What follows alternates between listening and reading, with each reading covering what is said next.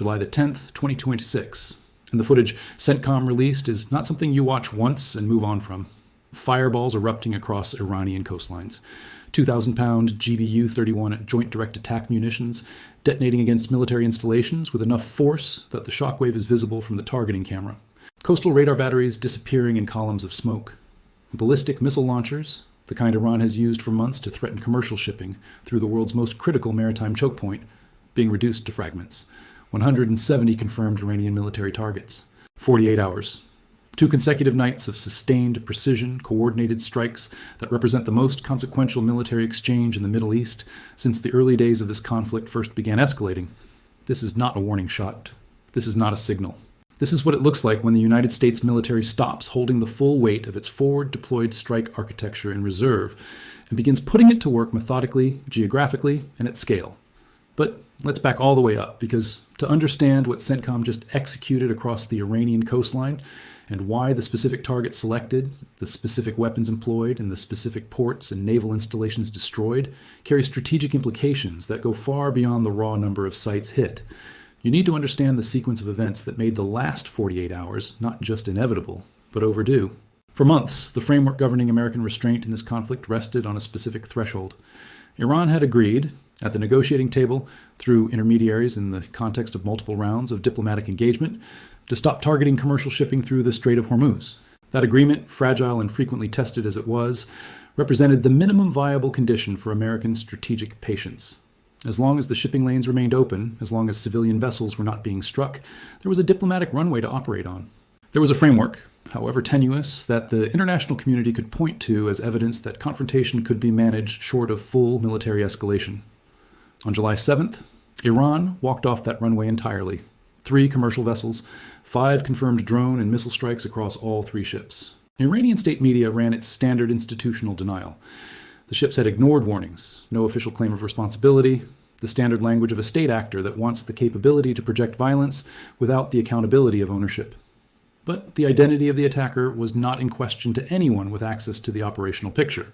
The Islamic Revolutionary Guard Corps Navy, which has been the primary instrument of Iranian coercion in the Strait for decades, had just fired on civilian shipping in open defiance of the terms that had kept American restraint in place. The significance of that choice cannot be overstated. Iran did not stumble into this escalation by miscalculating American resolve. Iran was told, repeatedly and explicitly, what the consequence of striking commercial shipping would be. The ceasefire framework made that consequence clear. The back-channel communications made it clear. The presence of American carrier strike groups in the Gulf made it clear. And the IRGC made the strike anyway. That is not a miscalculation. That is a deliberate decision to test whether the stated American red line was real, or whether, as in previous administrations, it would dissolve under the political friction of actually enforcing it. The Trump administration's response came in 2 simultaneous streams, one military, one financial, and the combination of both, landing at the same moment, tells you something specific about how this campaign has been architected, because this was not reactive. This was prepared. Within hours of the commercial ship attacks, CENTCOM Forward Headquarters was executing the first strike package. 80 targets, night 1, July 7th into the 8th. By the following night, the package expanded. 90 targets on night 2, July 8th into the 9th, with the geographic footprint widening significantly, striking Iranshahr, Bandar-e-Abbas, Konarak, Chabahar, Bushehr, and Al-Kala in northeastern Iran. Simultaneously, the U.S. Treasury Department revoked the general license that had allowed Iran to sell oil through legitimate channels. The revenue lifeline worth billions per month, the financial mechanism that has kept the regime economically functional despite years of sanctions pressure, frozen again. 170 confirmed military targets. Across 2 nights, across 6 named geographic locations spanning the length of the Iranian coastline, and the oil revenue cut off at the same moment. This is not improvised crisis management. This is a plan that was waiting for Iran to provide the justification to execute it. Now, let's talk about what those 170 targets actually were, because the selection of what to strike is itself a strategic communication, and the message encoded in this target list is one the Iranian military command structure is going to be reading for a long time. CENTCOM did not strike randomly across available Iranian military infrastructure. The targeting reflects a coherent operational logic, the systematic elimination of every Iranian naval capability that can threaten commercial shipping, not just in the Strait of Hormuz, but across the full extent of Iranian maritime reach. Ballistic missile launchers, coastal radar batteries, drone launching infrastructure, fast attack craft facilities, and then This is the detail that carries the most strategic weight: Chabahar. Chabahar is Iran's only deepwater port with direct access to the Indian Ocean. It is the single maritime outlet that exists entirely outside the Strait of Hormuz geography. Every other major Iranian port sits within the Gulf framework, subject to American naval presence and, paradoxically, to Iranian leverage over the strait itself. Chabahar is different. It is Iran's only option to route maritime traffic and potentially military resupply. Through a corridor the IRGC cannot simultaneously hold hostage. It is the backdoor, the alternative route, the maritime option that survives, even if the Strait of Hormuz becomes a contested battle space. CENTCOM struck it. Read that again. Because what that targeting decision communicates is not a limited punitive response to 3 commercial ship strikes.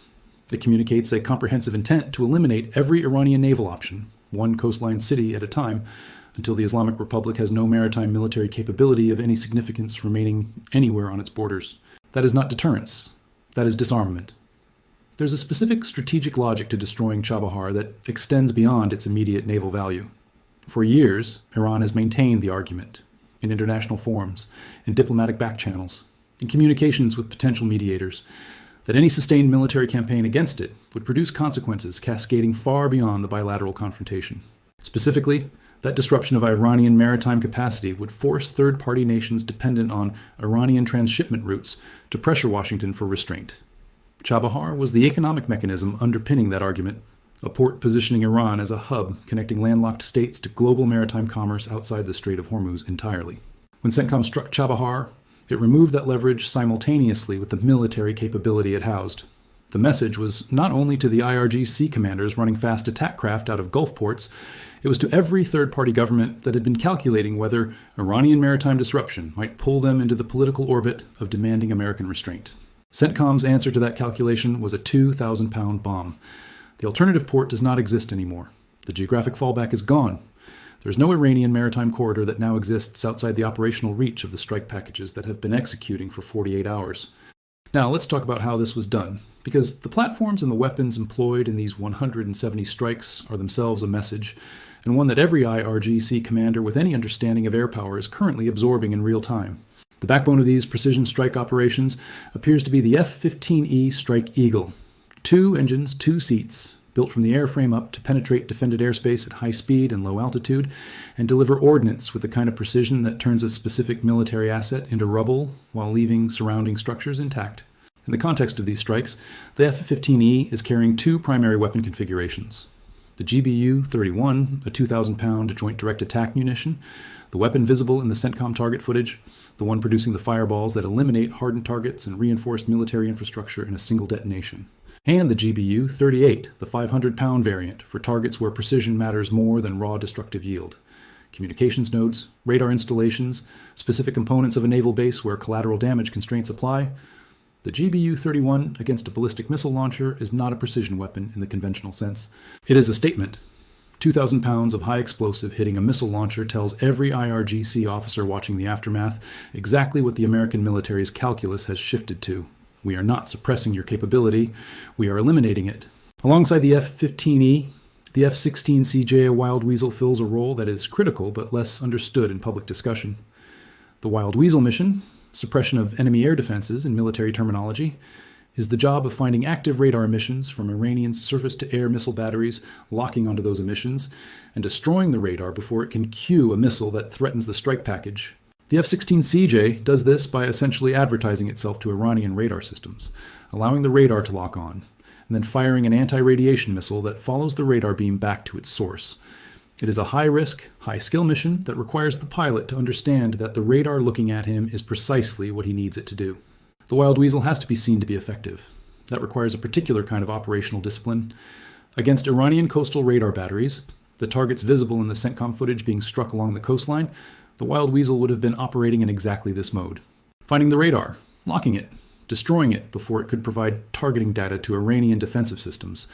Every radar battery hit in the first 48 hours is one less sensor node in the already degraded Iranian air defense network. And each additional gap in that network widens the corridor of freedom through which subsequent strike packages can operate. The FA-18 Super Hornet, launching off the deck of the carrier strike groups positioned in the Persian Gulf, provides the complementary capability. Nimble, multi-role, capable of carrying the AGM-84 Harpoon anti-ship missile against IRGC naval targets in the Gulf, while also carrying precision ground attack munitions against coastal installations. The Super Hornet's proximity to the target set, operating from carriers already positioned in the theater, gives CENTCOM the ability to surge strike sorties quickly without the logistical overhead of long-range missions from land bases. These are the aircraft that can be on target within minutes of a tasking order. The EA-18G Growler, the electronic warfare variant of the Super Hornet, carrying the ALQ-99 tactical jamming system, operates in a role that does not produce dramatic target footage, but is operationally decisive. The Growler suppresses Iranian radar systems and communications infrastructure with directed electronic interference, blinding the defensive picture for Iranian operators at the exact moment the strike packages are inbound. When the Wild Weasel and the Growler are working the same battle space simultaneously, Iranian radar operators are facing a choice between operating their systems and becoming targets, or shutting their systems down and becoming blind. Neither option is survivable for the air defense network. Then add the Tomahawk cruise missile, fired from Arleigh Burke-class destroyers positioned in the Gulf, a 1,000-pound warhead, a range exceeding 1,000 miles, a flight profile that keeps the weapon 100 feet above the terrain, below the altitude at which Iranian radar systems, optimized for higher altitude threats, are most effective. The Tomahawk does not require a pilot over the target. It does not require air superiority to be established before launch.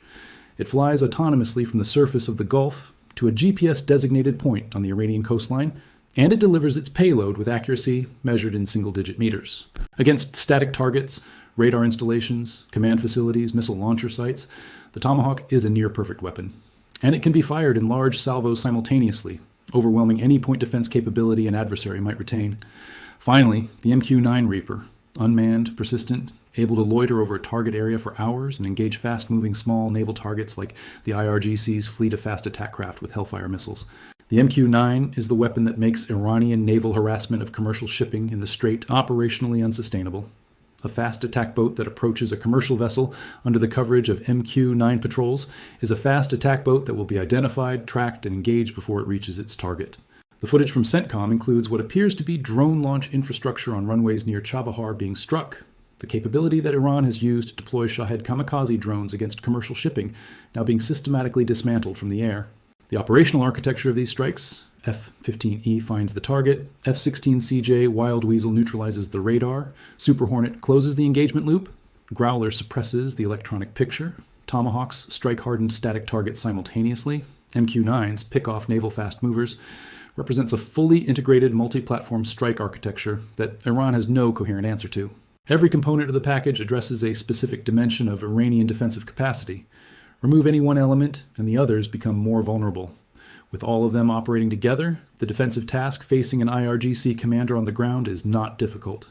It is impossible. Now let's look at what Iran is actually doing in response. Because there is what Iran is claiming, and there is what Iran is doing, and the gap between those two things tells you something fundamental about the strategic position the regime now occupies. Iran's lead negotiator, Parliament Speaker Mohammad Bakr Ghalibaf, published a statement publicly while Iranian drones were still airborne over Gulf targets. His words: "America still hasn't learned that bullying is no longer cost-free. If you strike, you'll get hit." Read that statement carefully. Then read what getting hit actually looks like in practice. Iran is not striking CENTCOM warships. Iran is not striking the carrier strike groups in the Gulf. Iran is not striking the land bases in the region from which American aircraft operate. Iran is launching Shahed kamikaze drones into apartment buildings, civilian neighborhoods, residential towers, international airports in Bahrain, Kuwait, and Qatar. The Bahrain Defense Force has explicitly confirmed that Iran is conducting what it describes as systematic hostile attacks involving missiles and drones targeting civilians in the kingdom. This is not a strategic military response to American strikes on Iranian military infrastructure. This is deliberate civilian targeting in states that have no direct military involvement in the current exchange between the United States and Iran. Iran is not striking the military force that is hitting it.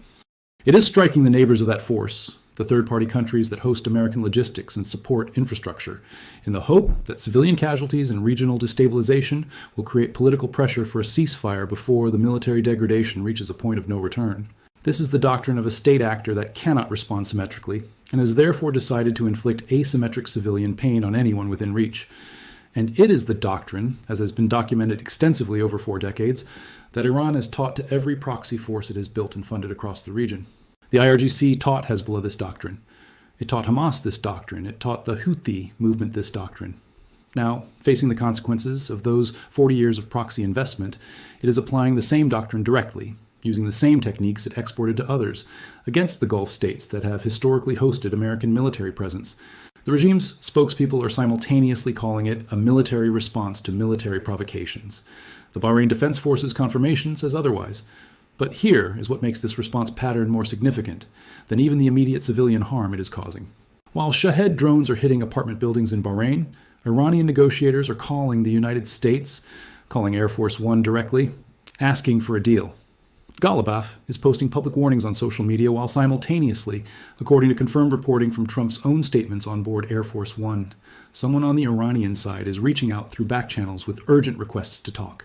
This is the most precise illustration of the internal contradiction tearing the Iranian decision-making structure apart right now. The military hardliners within the IRGC are escalating. They are targeting civilians. They are firing drones at international airports. They are publicly declaring that American threats mean nothing. And the political tier, the negotiators, the parliamentarians, the figures who exist within the formal institutional structure of the Islamic Republic, is simultaneously attempting to reach a deal before the next wave of strikes lands. These are not coordinated positions. These are competing factions within a regime that is no longer operating from a unified strategic framework. The right hand is launching drones at neighborhoods. The left hand is dialing Washington and pleading for a ceasefire. And here is the detail that the mainstream coverage is consistently failing to address with sufficient weight. Trump is not certain he wants a deal. His words at the NATO summit were explicit. "I'm not sure I want to make a deal with them. Let's just finish the job." He acknowledged the call came in. He acknowledged that someone on the Iranian side desperately wanted to negotiate.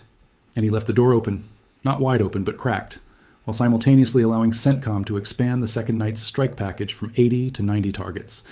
The message that combination sends is not ambiguous. The military option is not being paused for diplomacy. Diplomacy is being allowed to attempt to catch up to the military option, while the military option keeps running. Now let's construct the full three-track convergence picture, because the analytical key to understanding where this conflict is headed is not found in any single dimension of pressure. On the financial track, the U.S. Treasury Department's simultaneous revocation of the general license allowing Iran to sell oil through legitimate channels is not a marginal action. It is the elimination of the primary revenue mechanism through which the Islamic Republic has maintained any semblance of economic functionality during years of previous sanctions. Iran will attempt to find gray market buyers. It will attempt to route oil sales through intermediaries and front companies. It always has. But the cost of doing so, the discount required to attract buyers willing to accept the sanctions risk, the friction of the routing, the reliability uncertainty of the payment chains, means that even successful gray market sales generate a fraction of the revenue that legitimately licensed sales produced. A regime already funding a conventional military campaign, a drone program actively consuming inventory, a proxy network across 6 countries, and an internal security apparatus keeping a restive population in check. That regime cannot absorb a simultaneous major revenue reduction without making painful choices about what it can still afford. On the military track, the picture is one of comprehensive, methodical reduction. Iran has lost 170 military installations in 48 hours. It has lost coastal radar batteries across the full length of its southern coastline. It has lost ballistic missile launchers. It has lost drone launch infrastructure. It has lost fast attack boat facilities. It has lost Chabahar, the deepwater port that was its only maritime option outside the Strait of Hormuz. Its air defense network is already operating from zero radar coverage following earlier strikes on that infrastructure. And the platforms executing these strikes, operating in a fully integrated package specifically designed to address every dimension of Iranian defensive capacity simultaneously, are continuing to be positioned for follow-on operations. On the psychological track, and the significance of this dimension increases with every passing hour, the Iranian military command structure is fracturing under the combined weight of military degradation and financial pressure. Multiple tiers of IRGC leadership have been eliminated. A third tier is now in place, operating from dispersed bunker complexes with degraded communications, unable to produce the kind of unified strategic response that might have been possible when the command hierarchy was intact and operating from fixed, secure positions with full radar coverage of Iranian airspace. The hardliners are escalating against civilian targets because they have run out of military options that pose meaningful risk to American forces. Drones hitting apartment buildings in Bahrain are not a military strategy. They are the expression of an institution that has lost the capability to respond symmetrically and is defaulting to the asymmetric civilian targeting doctrine that has defined Iranian proxy warfare for decades. now applied directly because the proxies themselves have been degraded across multiple theaters and cannot absorb the operational tasking that would previously have been distributed across them. The negotiators are calling Washington because they can read the operational picture clearly enough to understand where the next 48 hours lead if the strikes continue at their current pace and geographic scope. The simultaneous convergence of all three tracks, financial, military, psychological, is producing a compound effect that exceeds what any single pressure dimension could generate alone. And the pace of that convergence is accelerating rather than stabilizing. Now we need to talk about who is actually in charge inside Iran, because the official chain of command and the operational reality of Iranian decision-making are two different structures. And the gap between them has never been wider than it is right now. The constitutional apex of Iranian authority is Supreme Leader Ali Khamenei. The Supreme Leader's word is final on matters of war and peace. No ceasefire can be formally concluded without his sanction. No escalation order carries full institutional legitimacy without his authority behind it. In every previous confrontation, every previous negotiation, the critical question was always the same. What does Khamenei want? As of July the 10th, 2026, that question cannot be answered, because Khamenei's son, Mojtaba Khamenei, widely assessed by Iran analysts as the most likely successor and a figure with significant operational influence over internal regime security, has been invisible for 130 days. 130 days without a confirmed public appearance, without a verified statement, without any publicly attributable action. The Supreme Leader himself is a man of advanced age, operating under conditions of extreme physical stress in an underground facility during the most intense military pressure the Islamic Republic has ever faced. Whether he is incapacitated, whether he is effectively isolated by the IRGC military establishment from civilian political channels, or whether he is exercising authority in ways that simply are not visible to outside observation, none of these possibilities can be confirmed or ruled out from the available information. What can be said is this: the United States cannot sign a ceasefire with a ghost. If the entity that holds formal decision-making authority in the Islamic Republic is not accessible, is not publicly present, and cannot be verified as the genuine source of any agreement being discussed, then any ceasefire framework reached with Iranian negotiators carries an inherent fragility that the previous cycles of engagement have already demonstrated. Agreements reached with Iranian negotiators who lack the supreme authority to bind the military command structure are agreements that last until the first IRGC commander decides to test them. This is not an abstraction. Iran attacked 3 commercial ships on July the 7th, while its negotiators were simultaneously, by all accounts, in contact with American intermediaries about the framework of a potential agreement. The drones were in the air while the diplomats were on the phone. That is not a coordinated negotiating strategy. That is a regime in which the military establishment is making operational decisions independently of the political figures nominally conducting diplomacy. And that command fragmentation, that gap between the people calling Washington and the people launching drones at apartment buildings in Bahrain, is the single most dangerous structural feature of the current situation, because it means there is no coherent Iranian decision-making authority to negotiate with. There is a political tier attempting to negotiate. There is a military tier that is escalating regardless of what the political tier is attempting. And there may or may not be a supreme authority capable of bridging those two factions and issuing a binding directive that both will follow. The United States is conducting military strikes against a country whose command and control architecture is fragmenting in real time. That is a more dangerous strategic environment than striking a coherent adversary with a clear chain of command, even a hostile and capable one. A coherent adversary can accept terms. A fragmented adversary cannot reliably enforce terms, even if elements of its leadership want to. Consider the specific geometry of the problem. Ghalibaf is the parliament speaker and Iran's lead negotiator in the public-facing diplomatic track. Mohsen Rezai, military advisor to the Supreme Leader, is simultaneously issuing public warnings that the aggressors will be severely punished. These are not coordinated positions. They are competing institutional voices operating without unified direction from above. And below both of them, IRGC operational commanders are making tactical decisions, launching drones at Bahraini neighborhoods, directing fast attack boat operations in the Gulf, without waiting for strategic clearance from a political leadership that appears incapable of providing coherent strategic direction at the speed the battlefield requires. This is what the internal collapse of a 47-year-old revolutionary regime looks like from the outside. Not a dramatic moment of surrender, not a single decision that changes everything, a gradual, accelerating fragmentation of the command architecture, visible through the contradictions between what different institutional voices are saying publicly, between what negotiators are promising, and what military commanders are executing. and between the formal chain of constitutional authority and the practical reality of who is actually making operational decisions in the field. The honest strategic assessment of where things stand as of July 10th is this.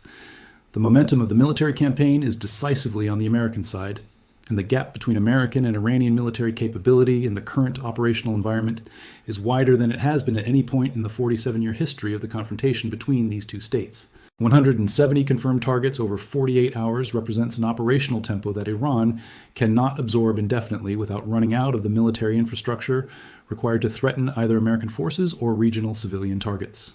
The drone inventory being used to strike Bahrain and Kuwait and Qatar is being consumed in operations that are not producing meaningful military results. The coastal naval infrastructure that was Iran's primary tool for coercing commercial shipping is being eliminated systematically. The radar networks that might have provided some defensive warning capability are already gone, and the revenue stream that funds all of it has been cut off simultaneously. There's a trajectory here, and the trajectory does not bend toward Iranian strategic recovery without an intervention. A diplomatic agreement, a change in American political calculus, a third-party mediator who can bridge the gap between the political and military factions inside Tehran that is not currently visible in the operational picture. What is visible is this. Trump acknowledged the Iranian call. He acknowledged that someone on their side desperately wanted a deal, and he said he was not sure he wanted one. He said the phrase, "Let's just finish the job." That phrase, "finish the job," has a specific meaning in the context of the target list that has been described in public but not yet executed. Bridges, electrical generation infrastructure, desalination plants, the civilian infrastructure that keeps Iranian population centers functional and that the American military has explicitly demonstrated the capability to destroy but has deliberately withheld from the current strike packages. These are the withheld options. The leverage held in reserve, the escalation space that exists above the current 170 targets. If the diplomatic window that appears to be cracking open, the Iranian calls, the back-channel contacts, does not produce a framework within the next cycle of decision-making, the question becomes whether the withheld targets remain withheld. The structural risk that defines this moment is not the military balance, which is clear. The structural risk is the absence of a coherent Iranian decision-making authority capable of accepting and enforcing terms that could make a ceasefire durable. Ghalibaf can negotiate. Rizai can threaten. The ghost in the bunker can remain invisible. But none of them individually can simultaneously compel the IRGC military commanders who are launching drones at residential buildings to stop, while also credibly signing an agreement with the United States that those commanders will honor. That gap between the regime's diplomatic capacity and its military command coherence is the variable that no strike package addresses and no diplomatic phone call resolves. 48 hours, 170 targets, an entire Iranian coastline's worth of naval and air defense infrastructure going dark, one installation at a time. The revenue lifeline cut, the Chabahar backdoor closed, and somewhere on the other side of a phone call that Trump received aboard Air Force One, someone inside the Islamic Republic is trying desperately to find a way out of a situation that their own military commanders created and that they may no longer have the institutional authority to end. The GBU-31 does not negotiate. It does not recognize the difference between a hardliner who wanted this fight and a diplomat who did not. It follows the GPS coordinates and detonates. And the footage that CENTCOM released, the fireballs, the ballistic missile launchers disappearing in 2,000-pound detonations, the coastal radar batteries going silent, that footage is the only communication that has mattered to the Iranian military command in the last 48 hours. The question that remains unanswered as of today is whether the people who can stop this, inside Tehran and Washington both, will find a framework that works before the withheld targets stop being withheld. The fireballs in the CENTCOM footage say the clock is running, and it is running fast.